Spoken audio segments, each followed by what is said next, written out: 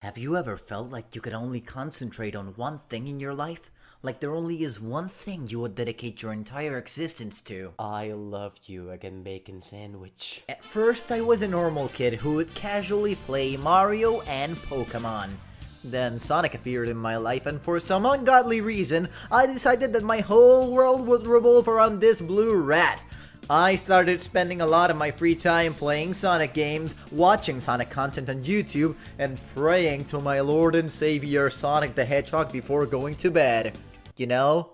Like a decent person, Sonic really managed to catch my eye in a way nothing else had before. I could go on and on about how his attitude and his speed were and still are the coolest thing in the universe. But you get the idea. Sonic became my everything as a 9-year-old, and I know some of you have also felt that way. Maybe not about Sonic specifically, but something around that. I remember one day in class when I was 10 that I felt like drawing Sonic and myself with hyper forms like in Sonic 3 and Knuckles, and somebody looked at it and read out loud what I wrote next to that. Hyper Sonic, Hyper Mark. And I don't know if it was the tone in which they said that, but I didn't want people to hear about it that much.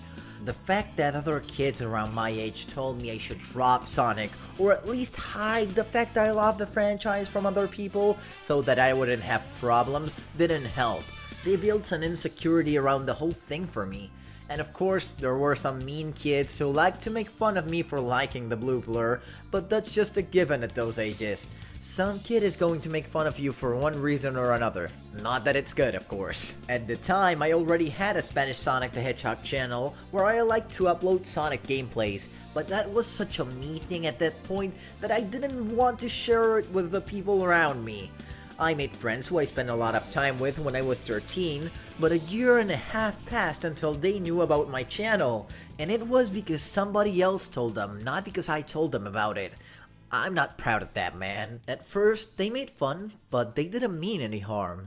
They ended up being supportive, actually. They told me it was okay for me to have my own likes, and even if they didn't end up being my best friends ever and we went our separate ways 2 years after that, I appreciate that they were cool about the whole thing because I was super self-conscious about it at the time. But even after that, I didn't really tell everyone about the fact that I liked Sonic the Hedgehog as much as I did.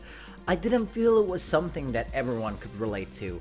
Of course, I spoke about Sonic with other fellow fans, but I didn't feel like it was necessary to push it into other people unless they showed interest in the topic. I did, however, start wearing a lot of Sonic t-shirts, so people did know I liked Sonic. I had been afraid to wear that kind of stuff for so long that I felt the need to wear that a lot, and it reached a point where my wardrobe was full of Sonic t-shirts, and to this day, a good chunk of my clothes are Sonic merch. Which is nice, but I've ended up feeling like it was overbearing for myself.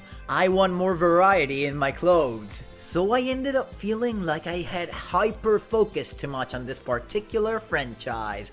And yeah, Sonic isn't the only geeky thing I love. Steven Universe is another one of my favorite things ever. I've watched that show like 8 times and I know almost every song. And I also love other stuff like Kingdom Hearts, Bakuman, Pokemon, more recently Scott Pilgrim, but not to the level of Sonic. This got me to feel disconnected from the rest of the world. I don't think it's wrong for me to spend time enjoying Sonic games, and it's not going to stop being my favorite thing anytime soon. But I have been trying other things because I would like those things to lead me to meet different kinds of people. Who knows?